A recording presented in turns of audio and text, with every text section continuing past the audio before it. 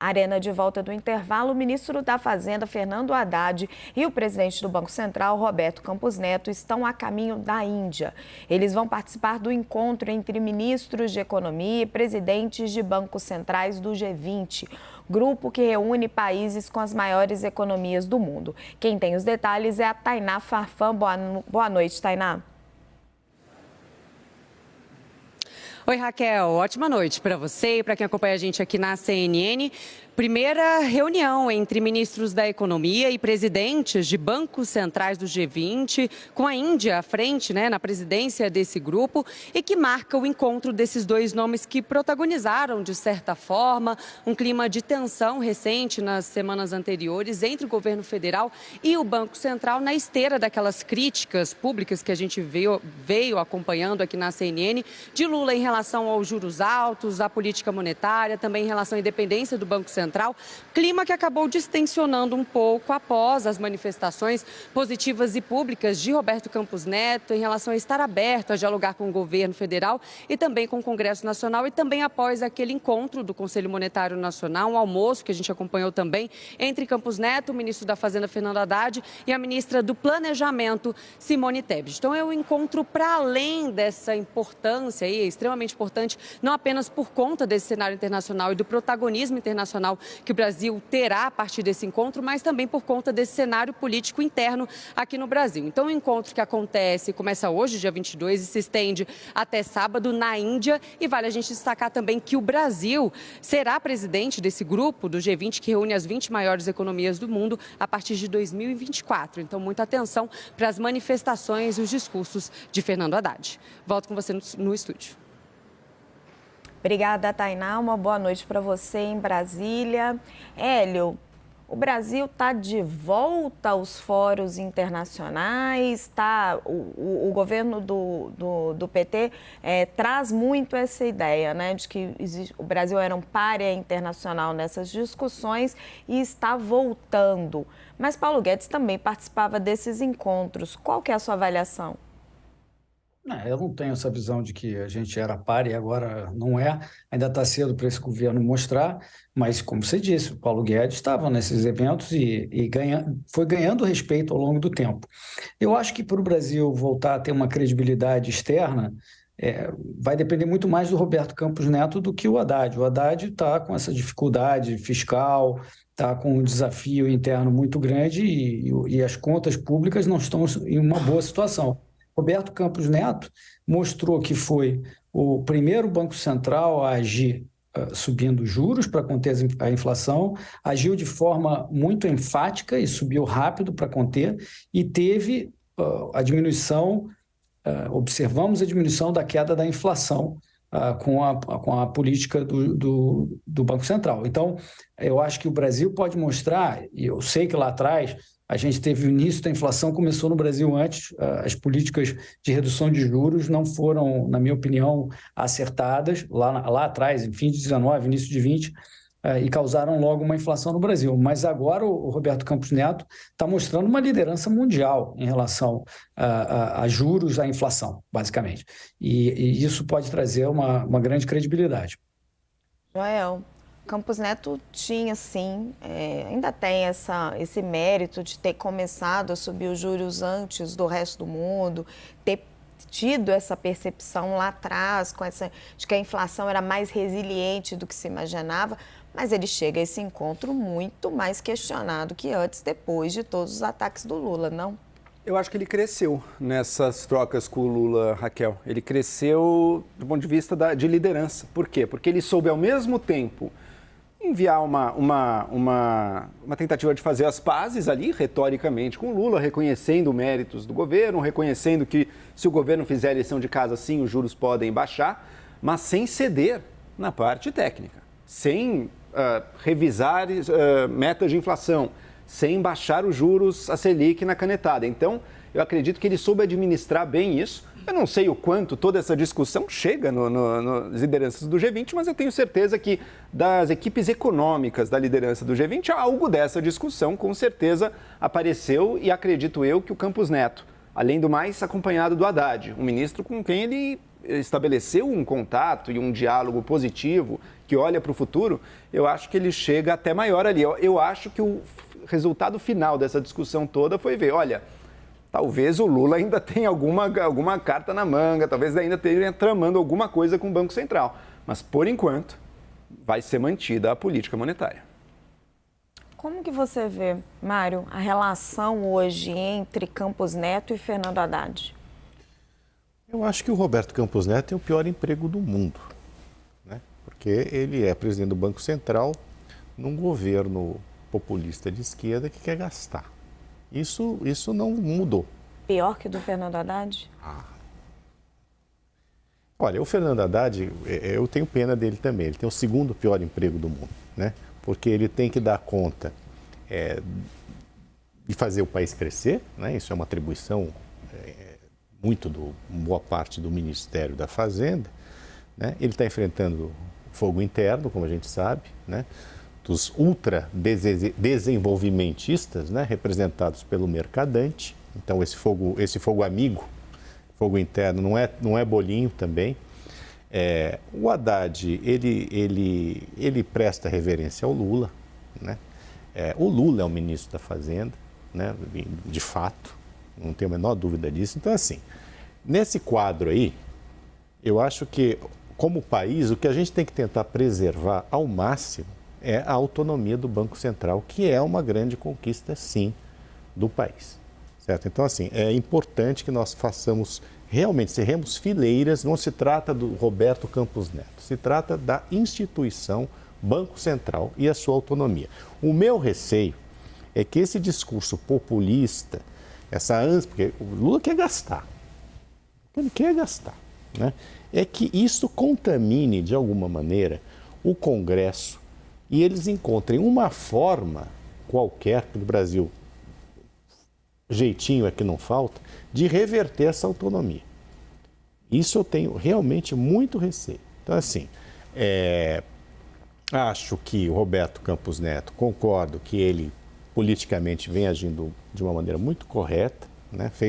Moveu as peças bem, né? Mas isso não é garantia de que o fogo sobre ele cessará. Eu não acho que cessará. Eu acho que o que o Lula fez foi um recuo estratégico de discurso. Eu acho que ele continua odiando a ideia de ter um presidente do Banco Central como Roberto Campos Neto, nomeado, né, que chegou ao cargo no governo Bolsonaro. Ele odeia a ideia de ter um Banco Central autônomo, ele não mudou de ideia a respeito disso e certamente continuará trabalhando para reverter o que os economistas, as pessoas responsáveis, julgam ter sido um avanço, que é a política monetária descolada, né, da política, digamos assim, mais miúda ou mais imediatista.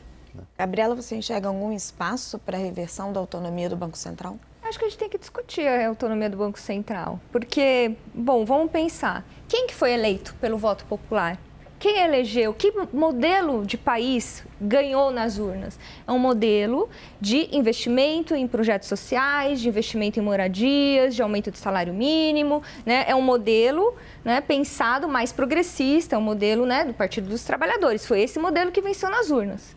Quem que se elegeu, né? Quem que nomeou o atual presidente do Banco Central? Então, quer dizer, a gente vai ter uma oposição, vai ter alguém segurando as políticas que precisam ser desenvolvidas, o povo votou num modelo de política e vai ter alguém fazendo oposição dentro do governo. Então, o Congresso Nacional pode rever a qualquer momento. Não existe nenhuma proibição de alteração da legislação. Se isso vai acontecer ou não, eu não sei. Eu acho que, por enquanto, o que está acontecendo e que me parece muito saudável é que há um diálogo entre o Fernando Haddad, que tem mostrado que no Ministério da Fazenda ele tem comando, tem diálogo, é muito habilidoso.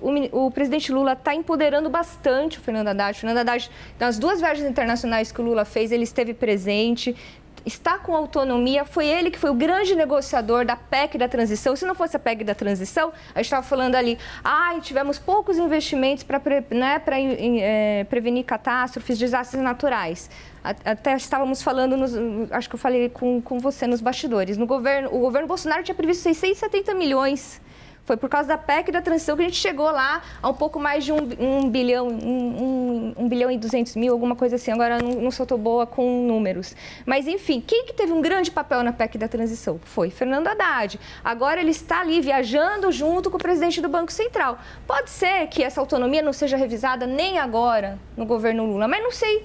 Eu não sei, eu pessoalmente, independentemente de Lula, Bolsonaro e de qualquer governante que venha por aí, para mim não me parece saudável o povo ir às urnas e eleger um modelo econômico, um modelo de governo pelo voto popular que vai ser segurado pelo modelo do governo anterior. Gabriela, não era esse o argumento que se usava contra o Supremo Tribunal Federal por parte dos bolsonaristas? Não foram eleitos, não podem decidir.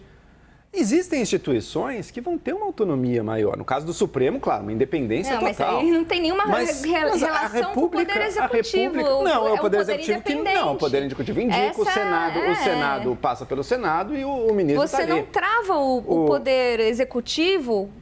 Assim, a gente precisa de um órgão independente no Judiciário.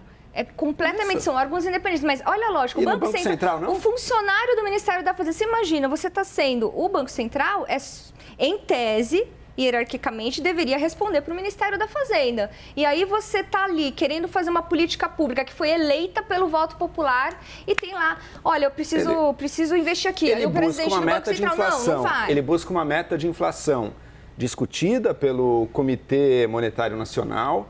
Ele responde, inclusive, ao Congresso, se ele não consegue se adequar à meta que foi prevista. O próprio presidente vai nomear diretores, vai nomear o próprio presidente do Banco Central num momento futuro. A questão é, se a gente descasa essas nomeações, o que a independência fez foi isso, ela descasou a nomeação, não é mais no início do mandato, é na metade do mandato. Ela cria e permite uma previsibilidade maior de como vai ser a política monetária e de como ela vai mudar. Então, quer dizer, ficar atacando isso é contraproducente, por quê? Porque essa maior previsibilidade ajudou o Brasil, por exemplo, no momento que se passou e que se aprovou a autonomia do Banco Central, essa independência, a expectativa de juros futuros, por exemplo, caiu. Então, quer dizer, você traz uma previsibilidade, uma estabilidade que é positiva para o país? Não, o Executivo não está totalmente de mãos atadas, tem vários caminhos pelos quais ele vai influir, mas não vai ser diretamente. Chegou o presidente da vez, eu acredito em gastar, então agora eu vou botar as imprensas de dinheiro brasileira para funcionar. Não é assim. Mas, por não ser assim... O Banco Central não tem ingerência sobre a política fiscal. Exato, o Banco Central trata da política monetária, de subir ou descer juros. Sim, exato. Raquel? Exato. Hélio? Eu ia só mencionar o seguinte, existe uma crença por algumas pessoas, e certamente pelo PT, de que ganhou a eleição, pode fazer tudo dentro do âmbito do executivo, independente das instituições de Estado, independente da Constituição, porque ganhou as eleições. Isso é um absurdo. Quer dizer, nós temos, pensa, por exemplo, Polícia Federal, autarquias federais, agências reguladoras, o Banco Central, são todas instituições que nós construímos como sociedade brasileira para serem razoavelmente blindadas do político da vez. E é isso que traz a institucionalidade, né? E o republicanismo que a gente deseja. Aí vem o PT e quer suplantar isso, quer passar por cima desses mandatos, etc. Só para completar um outro ponto, a gente não pode esquecer que o que é chamado de autonomia do Banco Central é apenas esse fôlego de 2 anos para nomear o presidente. Daqui a 2 anos, o Lula já está nomeando o presidente do Banco Central. Muito mais importante do que essa autonomia na lei que foi feita alguns anos atrás, foi a prática da independência institucional do Banco Central, de não deixar com que o ministro da Fazenda, com que o presidente tomem decisões de política monetária para usar a máquina de dinheiro, criar dinheiro e, assim, gerar inflação e desequilíbrio, como aconteceu no governo Dilma. A gente veio evoluindo nessa direção. E o ímpeto agora do PT é tentar não só falar da autonomia, porque eles sabem que daqui a 2 aninhos já acabou. Inclusive, eles têm direito a nomear agora, em março, mês que vem, 2 diretores, 2 dos 9 votos do Comitê de Política Monetária. Então, eles já vão querer fazer esse troço por aí. Mas eles querem muito mais. É submeter a política monetária ao político da vez, no caso, o Lula. É isso que a gente tem que evitar como país. Gabriela, quer responder? Bom, eu acho que, eu divirjo da opinião do Hélio com relação ao governo do PT não respeitar as instituições. Aliás, acho que é o contrário. Quem não respeitou as instituições foi o governo Bolsonaro, que durante todo o governo ficou provocando o STF, né? Penso que aqui que a gente está discutindo é com relação a quem nomeia o presidente do Banco Central, a autonomia do Banco Central. E a minha opinião é que poderia ser um órgão vinculado à presidência da vez, ao governo que foi eleito pelo voto popular. Isso não quer dizer que não existe política de responsabilidade fiscal, que o governo não vai respeitar a legislação, que ele vai ser responsável. Assim como o governo Bolsonaro aumentou a inflação, aumentou os juros, muito mais do que os governos Lula. Então, assim, a gente está discutindo uma coisa que não tem sentido. Aonde o governo Lula anterior desrespeitou instituições, não cumpriu a lei, não cumpriu com meta fiscal, e aonde o governo Bolsonaro respeitou, né? Então, o que me parece, e eu não estou falando agora com relação a PT, Bolsonaro, que governo vier, estou falando assim para o futuro, né? Pensando em participação popular, em força do voto popular, me parece estranho você falar, olha, o Poder Executivo é o que vai executar ali políticas públicas, e aí ele ter alguém... Não é o caso do Campos Neto, me parece que ele é uma pessoa que está em diálogo com o governo, mas e se tiver alguém que vai falar assim, olha, vou dar louca, vou fazer aqui oposição, eu vou boicotar esse governo? Pode acontecer, né? Então não faz muito sentido, é só isso que eu queria dizer. Mas aí para isso a gente tem autonomia institucional, a escolha que é referendada pelo Senado, você tem várias amarras que são feitas pelo sistema, que foi aprovado pelo Congresso Nacional.